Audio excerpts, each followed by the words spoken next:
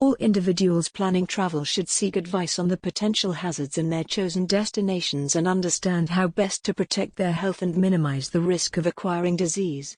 Forward planning, appropriate preventive measures and careful precautions can protect their health and minimize the risks of accident and of acquiring disease.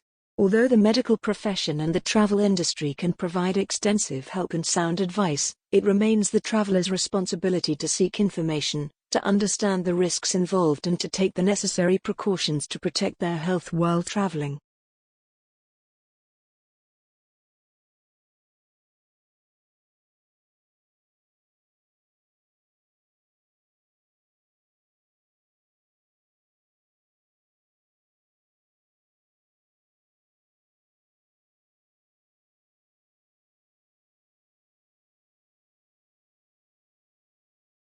When someone decides to become a teacher, they take on the responsibility to educate our nation's youth.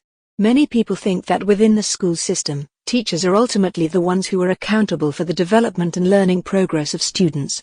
At one time, principals and teachers could satisfy the demands of accountability simply by working hard and following accepted professional standards. By contrast, the current accountability movement emphasizes results. It is the teacher's responsibility for students to produce good test results. Evaluation and observation, standardized testing, and the No Child Left Behind policy are three critical ways to hold teachers accountable. A teacher's responsibility is to educate the youth of our nation. According to No Child Left Behind, all teachers must be highly qualified. This alone will help enrich children's education. Standardized testing is also another way of holding teachers accountable. They will want to teach their students to the best of their ability in hopes that their students will perform well on the test. Evaluation and observation is also an important way to hold teachers accountable. If they know that they are being evaluated and observed, they will perform better and therefore students will be better instructed.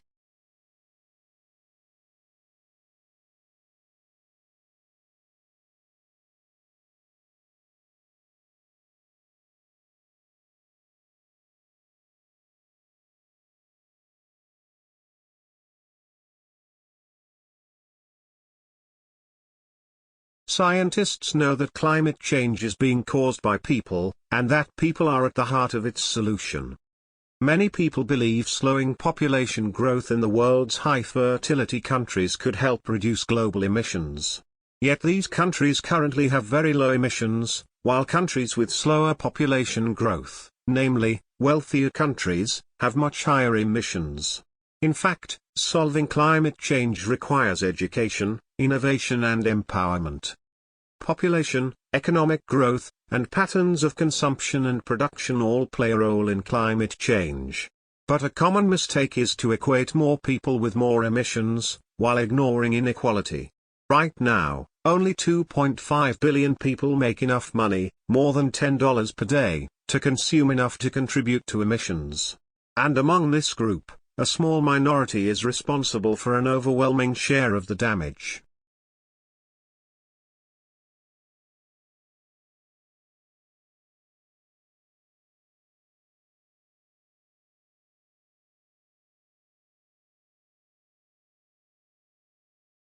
An earthquake is a shaking of the earth.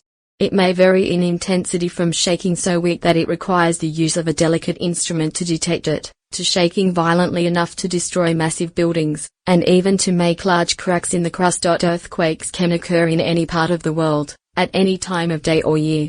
However, they do occur more frequently in certain parts of the world. Earthquakes are far from being rare occurrences. In some parts of the world, such as Indonesia, they are very common. And in Japan, scarcely a day passes without one or more shocks in some part of that little nation. Earthquakes may be divided, depending on their origin, into two classes: volcanic earthquakes, or earthquakes.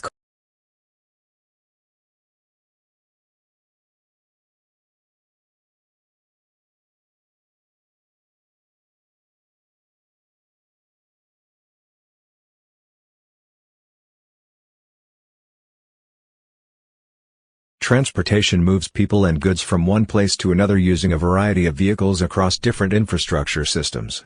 It does this using not only technology, namely vehicles, energy, and infrastructure, but also people's time and effort, producing not only the desired outputs of passenger trips and freight shipments, but also adverse outcomes such as air pollution, noise, congestion, crashes, injuries, and fatalities. Transportation is often divided into infrastructure modes, for example highway, rail, water, pipeline and air. These can be further divided. Highways include different vehicle types: cars, buses, trucks, motorcycles, bicycles, and pedestrians. Transportation can be further separated into freight and passenger, and urban and inner-city. Passenger transportation is divided into public, or mass, transit, bus, rail, commercial air, and private transportation, car, taxi, general aviation. These modes, of course, intersect and interconnect. At grade crossings of railroads and highways, intermodal transfer facilities, ports, airports, terminals, stations. Different combinations of modes are often used on the same trip. I may walk to my car, drive to a parking lot, walk to a shuttle bus, ride the shuttle bus to a stop near my building, and walk into the building where I take an elevator.